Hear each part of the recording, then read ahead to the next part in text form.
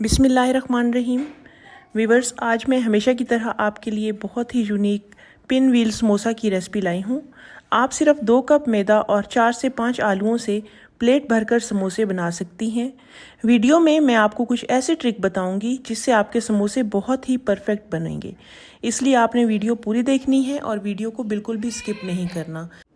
تو چلیں جلدی سے شروع کرتے ہیں اپنی آج کی یہ سادہ اور آسان سی ریسپی۔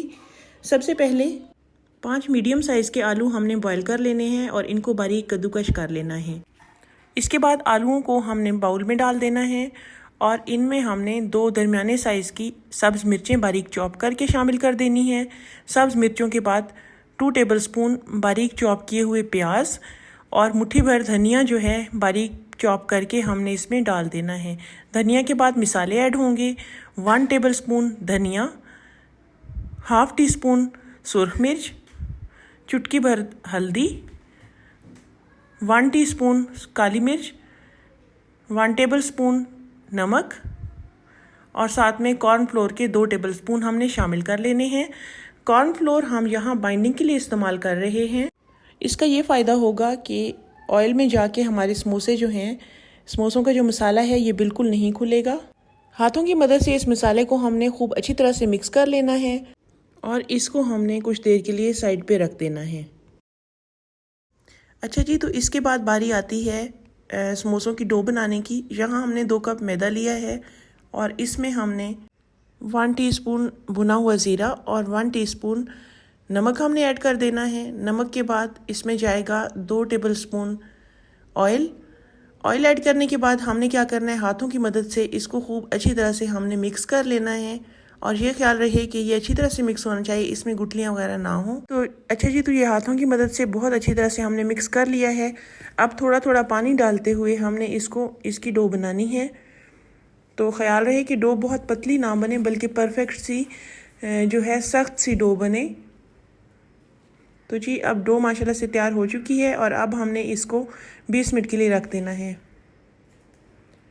20 منٹ بعد اس ڈو میں سے ایک پیڑا سا لینا ہے، ہاف ڈو کا، اور اس کو ہم نے یوں روٹی کی شکل میں بیلنا ہے۔ بیلتے ہوئے یہ دھیان رہے کہ یہ ہر طرف سے برابر ہی اس کو بیلیں، اس سے بہت پرفیکٹ جو ہے سموسا بنے گا۔ اچھا جی، اس کو بیلنے کے بعد اب جو مسالہ ہم نے لیا تھا وہ ہم نے اس روٹی پہ لگانا ہے۔ جی، تو مسالہ ہم نے خوب اچھی طرح سے پھیلانا ہے تاکہ یہ ہر طرف سے برابر ہو جائے۔ ہاتھوں کی مدد سے اس کو سیٹ کر لینا ہے ہم نے، اور اس کے بعد اس کو ہم نے رول کرنا شروع کرنا ہے ایک کنارے سے۔ اور ہاتھوں کی مدد سے جب ہم رول کر رہے ہوں گے تو آپ نے اس کی تہوں کو خوب اچھی طرح سے پریس بھی کرنا ہے۔ تو یوں اچھی طرح سے ہم ہر طرف سے پکڑ کر ہم نے رول کر لیا اور اس کا جو اینڈنگ تھی ان کو ہم نے بہت اچھی طرح سے چپکا دیا۔ اس کے بعد اس پہ باری آتی ہے کٹ لگانے کی۔ ان کی کچھ اس طرح سے شیپس بنیں گی، یہ دیکھیں اس طرح سے۔ تو اس کی شیپ تھوڑی سی جو خراب ہوگی وہ ہم نے گول کر لینی ہے اور چھری کی مدد سے ہم نے مزید شیپس بنا لینی ہے۔ تو اس طرح سے کٹنگ کرنی ہے۔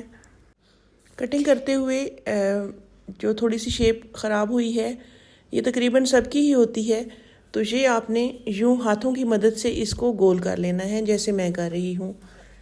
تو آپ نے پریشان نہیں ہونا کہ آپ یہ سمجھیں کہ آپ کا یہ ہے پن رول سموسا خراب ہو گیا ہے، تو ایسے ہم نے برابر کر لینی ہے اور اسی طریقے کی مدد سے ہم نے ساری جو ہیں سموسوں کی کٹنگ کر لینی ہے اور اسی طریقے سے سموسے جو ہیں ہم نے بنا لینے ہیں۔